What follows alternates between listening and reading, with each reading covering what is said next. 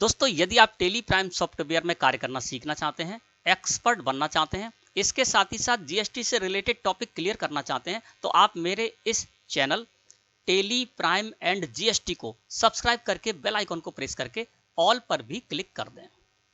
दोस्तों आज की वीडियो में हम सीखेंगे टेली प्राइम सॉफ्टवेयर में परचेज रिटर्न का लेजर क्रिएट करना। दोस्तों पहले ये जान लेते हैं कि परचेज रिटर्न लेजर को क्रिएट करने की ज़रूरत हमको क्यों पड़ती है। दोस्तों हमारी जो अर्पित ट्रेडर्स है ये एक व्यापारिक फर्म है। इसमें हमने जो भी हमारे सप्लायर हैं उनसे हमने परचेज की और परचेज वाउचर में उसकी एंट्री कर दी, लेकिन जो हमने इनसे परचेज किए प्रोडक्ट उनमें से किसी भी वजह से कुछ प्रोडक्ट को हम इनको वापस करते हैं यानी रिटर्न करते हैं, तो दोस्तों इसकी एंट्री हमको डेबिट नोट वाउचर में करनी होगी और डेबिट नोट वाउचर में एंट्री करते समय हमको इस परचेज रिटर्न लेजर की ज़रूरत पड़ने वाली है। तो चलिए जानते हैं कि आप किस तरह से टेली प्राइम सॉफ्टवेयर में परचेज रिटर्न का लेजर क्रिएट करेंगे। दोस्तों गेटवे ऑफ टेली मुख्य मेन्यू है और यहाँ पर हमको परचेज रिटर्न के लेजर को क्रिएट करना है। तो दोस्तों हमको क्रिएट को सिलेक्ट करके और एंटर प्रेस कर देना है। जैसे ही आप क्रिएट को सिलेक्ट करके एंटर प्रेस करेंगे आप आ जाएंगे मास्टर क्रिएशन में, ठीक है ना। और मास्टर क्रिएशन में अकाउंटिंग मास्टर्स के अंतर्गत आपको लेजर को सिलेक्ट करके और एंटर प्रेस करना होगा, क्योंकि हम लेजर क्रिएट करने जा रहे हैं परचेज रिटर्न का। तो मैंने यहाँ पर लेजर को सिलेक्ट करके और एंटर प्रेस कर दिया। जैसे ही मैंने लेजर को सिलेक्ट करके एंटर प्रेस किया दोस्तों हम आ गए लेजर क्रिएशन में और यहाँ पर हमको कौन सा लेजर क्रिएट करना है, परचेज रिटर्न का लेजर क्रिएट करना है। तो नेम में हम डाल देंगे परचेज रिटर्न, है ना। परचेज रिटर्न मैंने नेम में टाइप कर दिया, एंटर प्रेस किया। जैसे ही मैंने एंटर प्रेस किया तो दोस्तों हम आ गए अंडर में, है ना। और यहाँ पर हमसे पूछा जा रहा है कि आप जो परचेज रिटर्न का लेजर क्रिएट करने जा रहे हैं इसका ग्रुप कौन सा रहेगा। तो साइड में लिस्ट ऑफ ग्रुप्स आपके सामने आ जाएंगी और यहाँ पर दोस्तों आपको परचेज अकाउंट को सिलेक्ट करना है ना।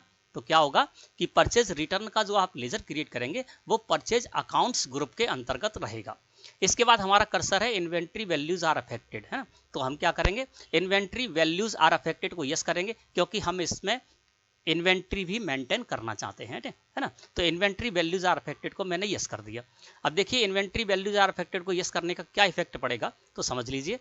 देखिए यहाँ पर डेबिट नोट वाउचर है ना, और इसमें हम क्या कर रहे हैं, परचेज रिटर्न की हम एंट्री करने जा रहे हैं ना। तो यहाँ पर आप देखेंगे तो परचेज रिटर्न का लेजर आपको लेजर अकाउंट में लगा हुआ मिल रहा है ना। तो इसीलिए हम ये लेजर क्रिएट कर रहे हैं क्योंकि डेबिट नोट में हम जब एंट्री करेंगे तो परचेज रिटर्न की लेजर की हमको जरूरत पड़ेगी ना। तो लेजर अकाउंट में हमारा ये परचेज रिटर्न का लेजर आ जाएगा।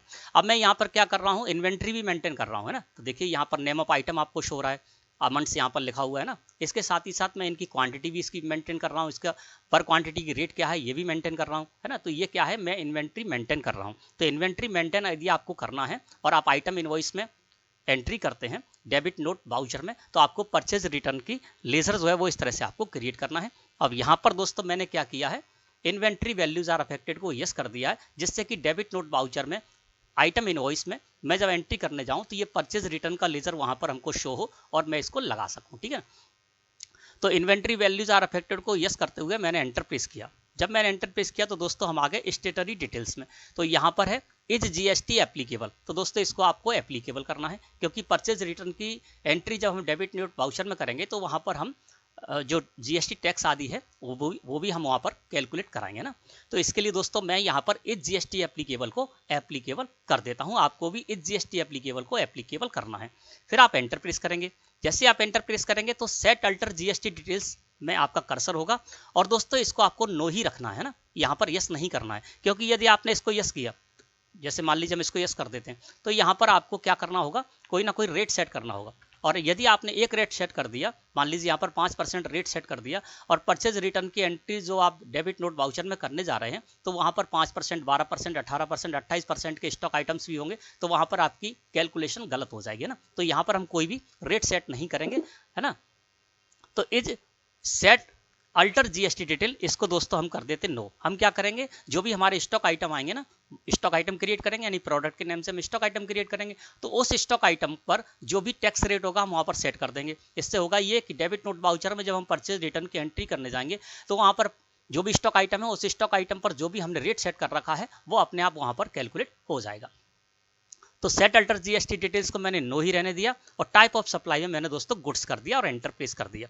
अब आप देख लीजिए कि आपको किस तरह से ये लेजर क्रिएट करना है। देखिए नेम में मैंने यहाँ पर परचेज रिटर्न डाल दिया है, इसका अंडर रखा है इसको परचेज अकाउंट ग्रुप के। इन्वेंट्री वैल्यूज आर अफेक्टेड को मैंने यस कर दिया है और स्टेटरी डिटेल्स में इस जीएसटी एप्लीकेबल इसको एप्लीकेबल रखते हुए सेट अल्टर जीएसटी डिटेल्स को नो रखा है और टाइप ऑफ सप्लाई में गुड्स मैंने यहाँ पर सेट कर दिया है ना। इसके बाद हम यहाँ पर एंटर प्रेस करेंगे।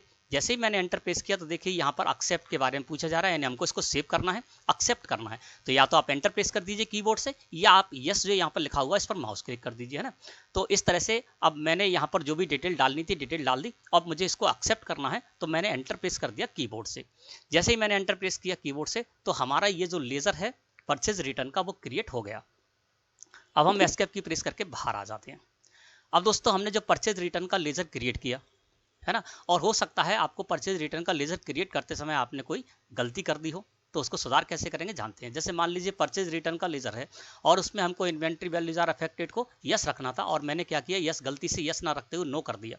अब जब हम डेबिट नोट वाउचर में परचेज रिटर्न की एंट्री करने गए तो इन्वेंट्री वैल्यूज आर अफेक्टेड को नो रखने की वजह से आइटम इनवॉइस में जब हम एंट्री करने गए डेबिट नोट में तो वहां पर वो हमको लेजर शो नहीं हो रहा है, तो हमको उसको सुधार करना होगा, यानी इन्वेंट्री वैल्यूज आर अफेक्टेड को यस करना होगा, जिससे कि डेबिट नोट वाउचर में जब हम एंट्री करने जाए तो परचेज रिटर्न का लेजर हमारे शो हो जाए ना।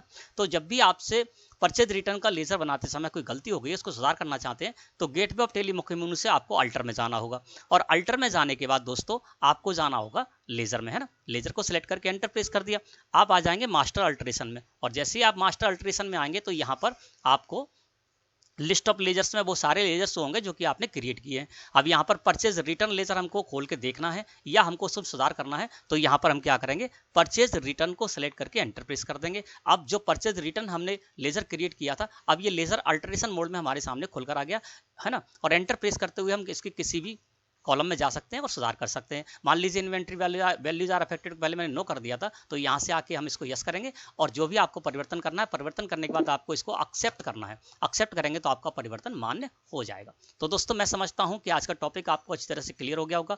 वीडियो अच्छी लगी हो तो लाइक करें। धन्यवाद।